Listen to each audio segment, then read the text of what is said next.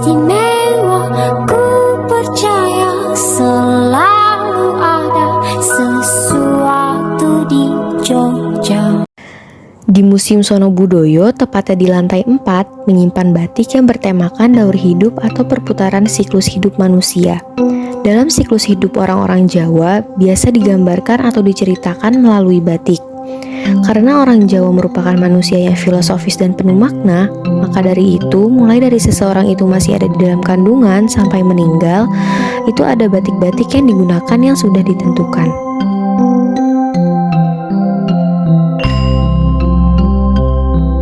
Upacara mitoni atau upacara 7 bulanan. Dalam upacara mitoni ini ada tradisi yang bernama pantes-pantes, yaitu sang ibu akan berganti kain batik sebanyak 7 kali sampai merasa pantas, dan yang terakhir nanti sang ibu akan menggunakan kain batik yang bernama lurik lasem.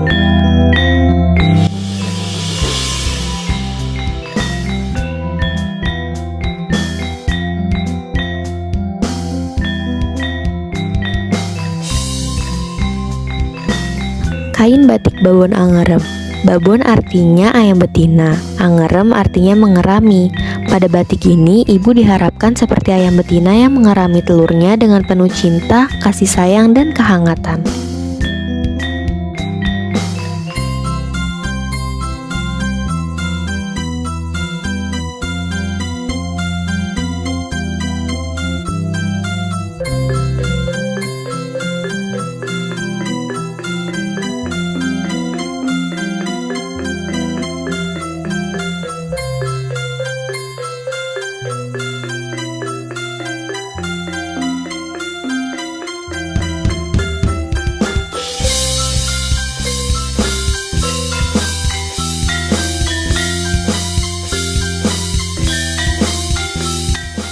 Semen Sido Asih. Sido Asih memiliki arti cinta kasih. Jadi diharapkan setelah anak lahir nanti dilimpahkan cinta dan kasih sayang dari orang sekitar.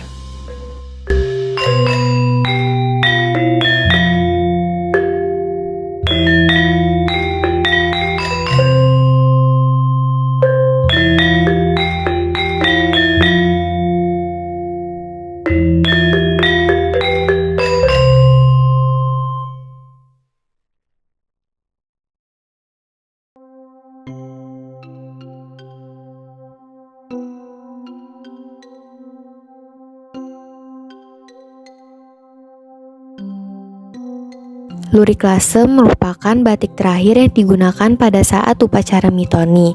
Lurik lasem ini memiliki motif lurus yang merupakan simbol kelancaran, yang bermaksud pada saat anak lahir diharapkan diberi kelancaran.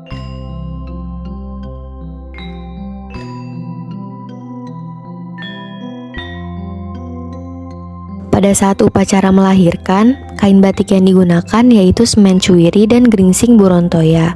Gringsing memiliki arti sisik ikan, gring yang berarti sakit dan sing itu tidak. Jadi, gringsing memiliki arti agar anak tidak mudah sakit. Kain ini biasa dipakai untuk membedong bayi. Kain ini merupakan kain yang digunakan pada saat upacara sunatan atau khitanan yang digunakan untuk anak laki-laki.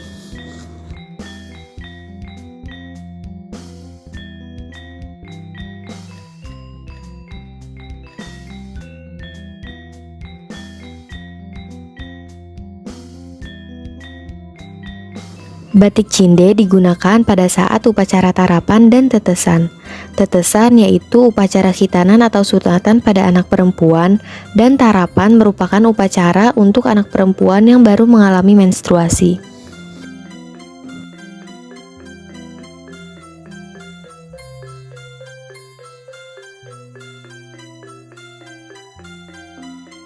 Kudo rante yaitu batik yang digunakan oleh perempuan pada saat lamaran. Kudo rante, rante yang berarti terikat.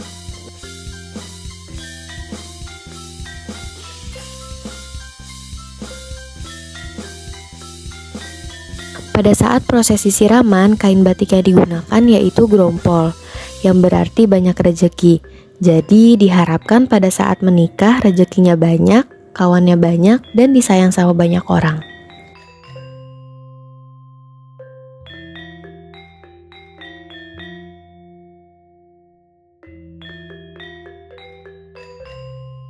Congkokan atau tumbuk ageng, yaitu kain yang digunakan ketika seseorang sudah berusia 64 tahun.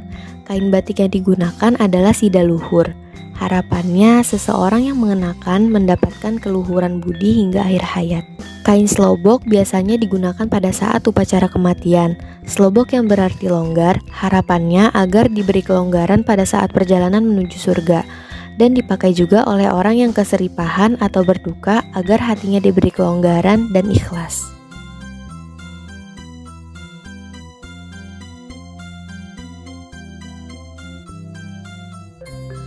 Siraman adalah ritual pembersihan atau penyucian diri.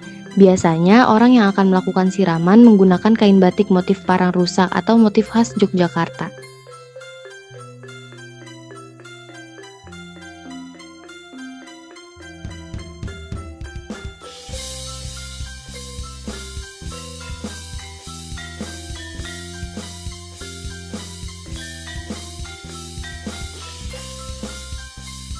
Batik Midodareni adalah salah satu motif batik tradisional Jawa khususnya di Yogyakarta.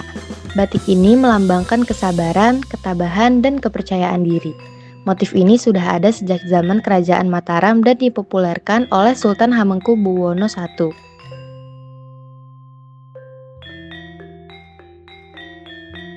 Batik Nitik Cakar adalah motif batik tradisional dari Yogyakarta yang melambangkan kebijaksanaan dan kesabaran yang menjadi simbol kekuatan dan ketangguhan.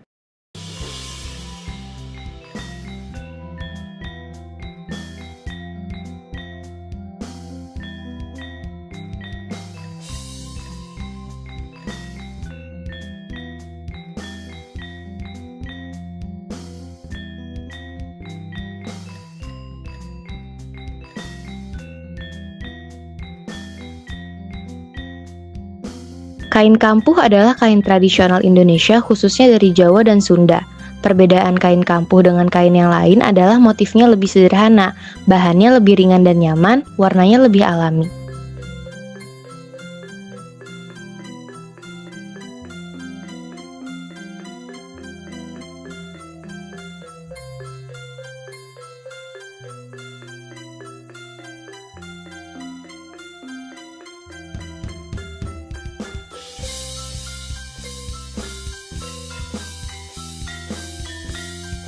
Batik Truntung Gurdo melambangkan kesabaran, ketabahan, dan kesucian hati. Motif ini sudah ada sejak zaman Kerajaan Mataram abad ke-16 yang dipopulerkan oleh Sultan Hamengkubuwono I.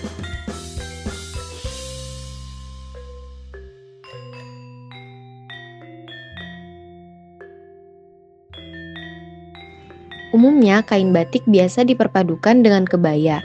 Pakaian ini dipakai oleh permaisuri untuk mendampingi anak pertamanya menikah.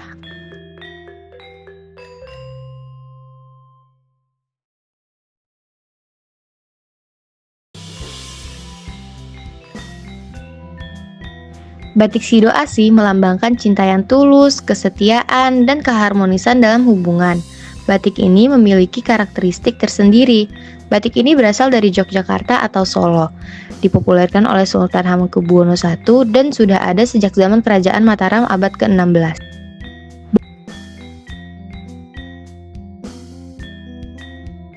Blangkon adalah salah satu aksesoris pakaian adat Jawa, khususnya untuk pria. Blangkon berfungsi sebagai penutup kepala dan melambangkan kesopanan dan hormat.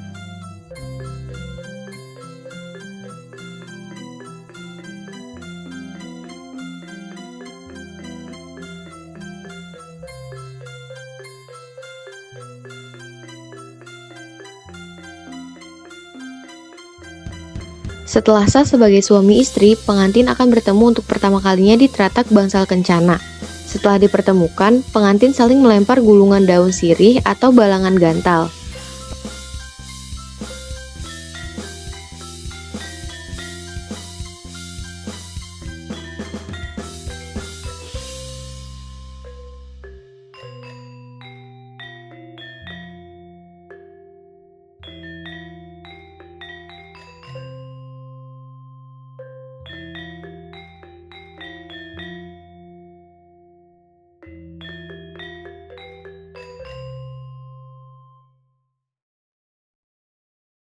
Selamat siang, Mas. Siang, Kak. Iya, izin wawancara mengenai batik di museum ini ya Mas? Siap. Kalau boleh tahu bagaimana sih sejarah awal mulanya batik itu ada di Indonesia, terkhusus di wilayah Yogyakarta ini?